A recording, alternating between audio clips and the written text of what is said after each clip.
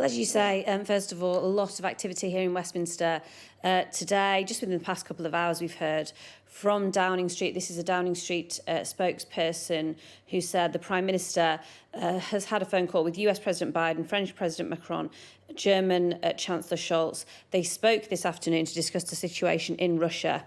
You can see there, and reiterate their continuing support for Ukrainian sovereignty.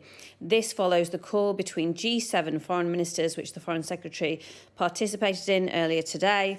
The leaders have agreed to stay in close contact in the coming days. So that was something that we heard from the Prime Minister earlier today, that he would be reaching out to allies, and confirmation just within the last few hours that those conversations have taken place. There was also earlier a meeting convened, a COBRA meeting, that's the government's emergency committee, so that will include senior ministers and civil servants, other relevant people that need to be briefed during that meeting. That was chaired by the Foreign Secretary.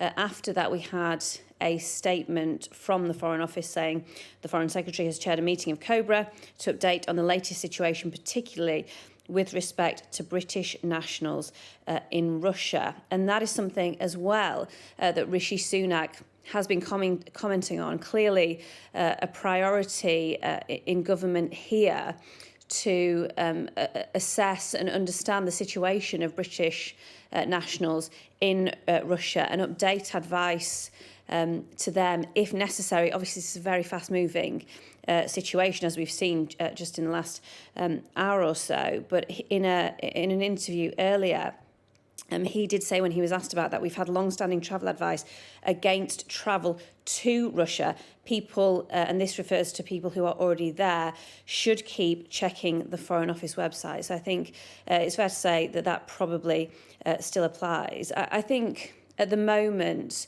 what's quite clear is that there is a lot of activity, a lot of meetings going on, senior people being briefed, and all of that information being passed around in government is happening at speed to reflect the urgency of the situation on the ground in Russia. But the approach in terms of the public is to keep that level of information to a minimum. They are, as many people across the world are now, watching the situation and waiting to see what happens in the next few hours and the next few days.